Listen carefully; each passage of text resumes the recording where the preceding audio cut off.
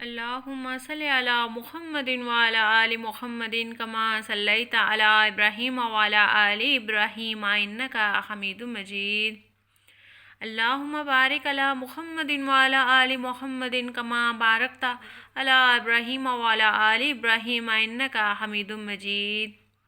اے بنی اسرائیل، ذرا خیال کرو میری اس نعمت کا جو میں نے تم کو عطا کی تھی۔ میرے ساتھ تمہارا جو عہد تھا اسے تم پورا کرو تو میرا جو عہد تمہارے ساتھ تھا اسے میں پورا کروں، اور مجھ ہی سے ڈرو۔ اور میں نے جو کتاب بھیجی ہے اس پر ایمان لاؤ، یہ اس کتاب کی تائید میں ہے جو تمہارے پاس پہلے سے موجود تھی، لہٰذا سب سے پہلے تم ہی اس کے منکر نہ بن جاؤ۔ تھوڑی قیمت پر میری آیات کو نہ بیچ ڈالو اور میرے غضب سے بچو۔ باطل کا رنگ چڑھا کر حق کو مشتبہ نہ بناؤ اور نہ جانتے بوجھتے حق کو چھپانے کی کوشش کرو۔ نماز قائم کرو، زکوٰۃ دو، اور جو لوگ میرے آگے جھک رہے ہیں ان کے ساتھ تم بھی جھک جاؤ۔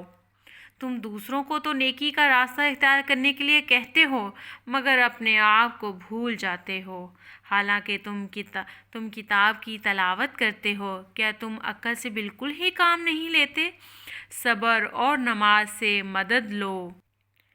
بے شک نماز ایک سخت مشکل کام ہے مگر ان فرما بردار بندوں کے لیے مشکل نہیں ہے جو سمجھتے ہیں کہ آخرکار انہیں اپنے رب سے ملنا اور اسی کی طرف پلٹ کر جانا ہے۔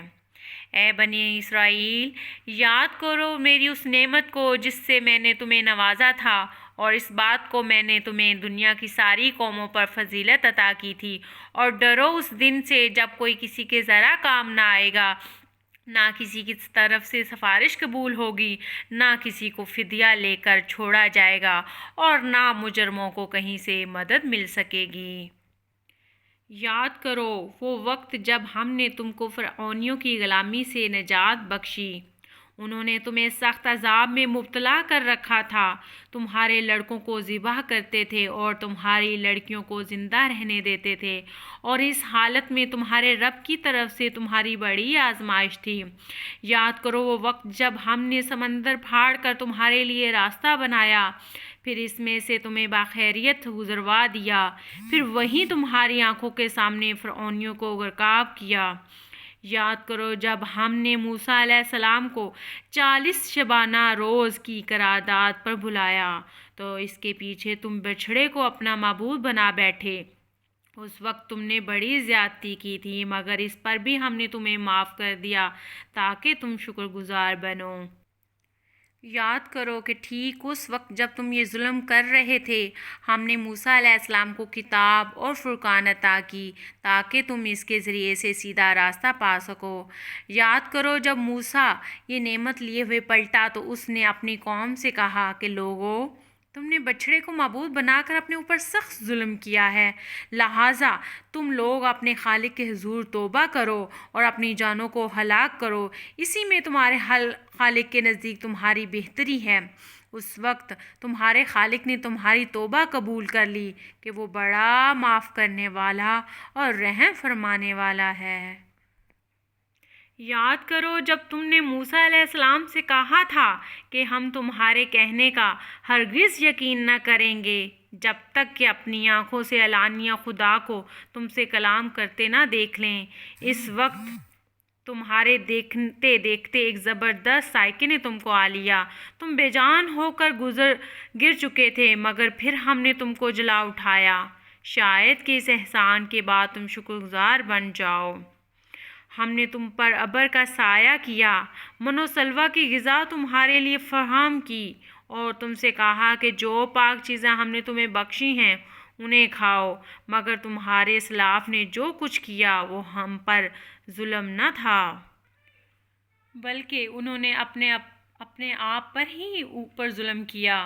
پھر یاد کرو جب ہم نے کہا تھا کہ یہ بستی جو تمہارے سامنے ہے اس میں داخل ہو جاؤ، اس کی پیداوار جس طرح چاہو مزے سے کھاؤ، مگر بستی کے دروازے میں سجدہ ریز ہوتے ہوئے داخل ہونا اور کہتے جانا حطۃ حطۃ، ہم تمہاری خطاؤں سے درگزر کریں گے اور نیکوکاروں کو مزید فضل و کرم سے نوازیں گے۔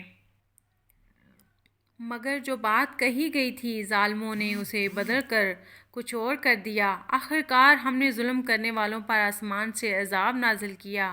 یہ سزا تھی ان نافرمانیوں کی جو وہ کر رہے تھے۔ یاد کرو جب موسیٰ علیہ السلام نے اپنی قوم کے لیے پانی کی دعا کی تو ہم نے کہا کہ فلاں چٹان پر اپنا عصا مارو، چنانچہ اس سے 12 چشمے پھوٹ نکلے اور ہر قبیلے نے جان لیا کہ کون سی جگہ اس کے پانی لینے کی ہے۔ اس وقت یہ ہدایت کر دی گئی تھی کہ اللہ کا دیا ہوا رزق کھاؤ پیو اور زمین میں فساد پھیلاتے نہ پھرو۔ یاد کرو جب تم نے کہا تھا کہ اے موسیٰ علیہ السلام ہم ایک ہی طرح کے کھانے پر صبر نہیں کر سکتے، اپنے رب سے دعا کرو کہ ہمارے لیے زمین کی پیداوار، ساگ، ترکاری، کھیرا، ککڑی، گیہوں، لہسن، دال اور پیاز پیدا کرے۔ تو موسیٰ علیہ السلام نے کہا کیا ایک بہتر چیز کی بجائے تم ادنیٰ درجے کی چیزیں لینا چاہتے ہو؟